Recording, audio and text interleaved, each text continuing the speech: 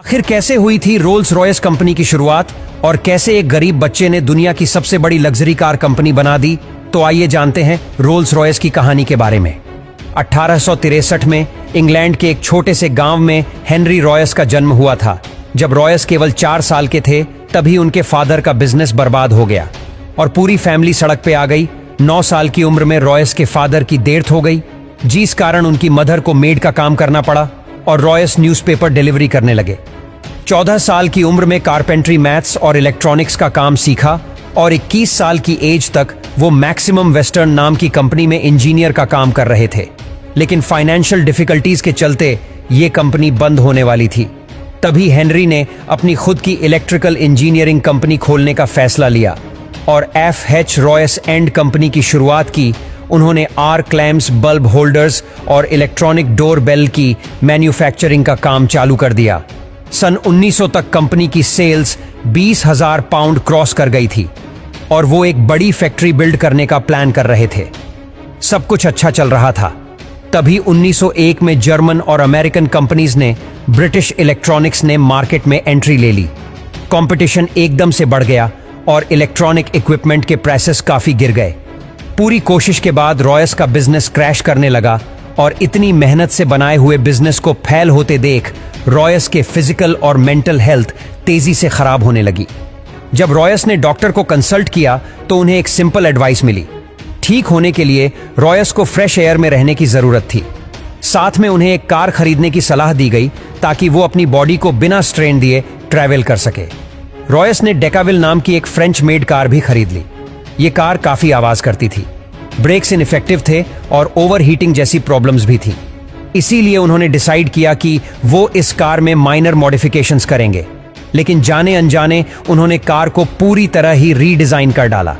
ये redesign car original डेकाविल car से काफी सुपीरियर थी और यही से रॉयस को कॉन्फिडेंस आया कि वो अपनी खुद की कार का बिजनेस कर सकते हैं। उन्होंने एक छोटी सी टीम असेंबली की और अपनी नई कार को डिजाइन करना चालू कर दिया। पार्ट्स की ड्राइंग बन जाने पर उन्हें वर्कशॉप में कास्टिंग के लिए भेज दिया गया।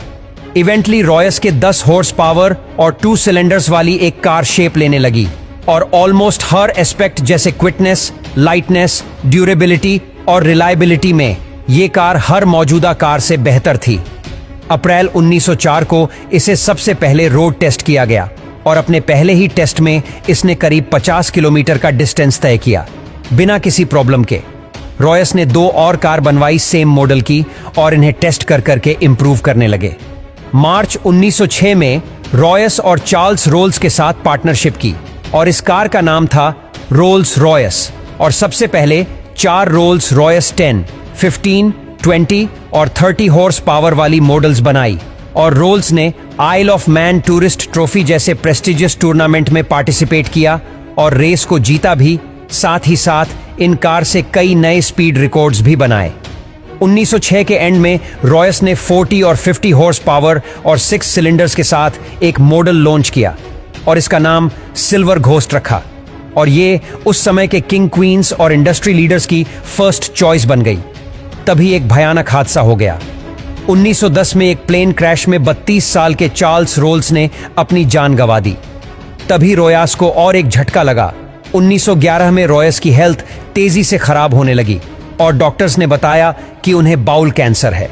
उनका एक मेजर ऑपरेशन हुआ लेकिन डॉक्टर्स ने कहा कि वो केवल 3 महीने ही जी पाएंगे, पर रॉयस इन 3 महीने में 100% रिकवरी अचीव कर ली। इसी दौरान रोल्स रॉयस ने देखा कि कार के बोनेट पे पर्सनैलिटी मैस्कोट्स लगाने का एक ट्रेंड चला है। इसीलिए उन्होंने खुद का मैस्कोट्स डिजाइन करवाया। इनके मैस्कोट में एलिनोर थॉर्नटन नाम की ब्रिटिश एक्ट्रेस और मॉडल को यूज किया गया है। 1913 तक उनका प्रॉफिट 90,000 पाउंड से भी ज्यादा हो चुका था, लेकिन 1914 में वर्ल्ड वॉर 1 के कारण इकोनॉमी क्रैश हो गई, जिसका इम्पैक्ट सबसे ज्यादा रोल्स रॉयस जैसी लग्जरी कार कंपनीज पर पड़ा और सेल्स क्रैश कर गई और कंपनी को एम्प्लॉयज को फायर करना पड़ा।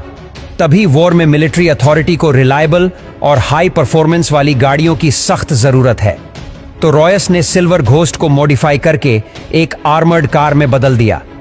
इस कार की बॉडी में 8 मिलीमीटर मोटा आर्मर लगाया गया और एक रिवॉल्विंग टैरेट में एक मशीन गन फिट की गई। 1915 में रोल्स रॉयस ने एरो इंजन मैन्युफैक्चरिंग में एंट्री ले ली और अपना पहला इंजन दी ईगल लॉन्च किया और उसके बाद अलग अलग एयरक्राफ्ट इंजन बनाया।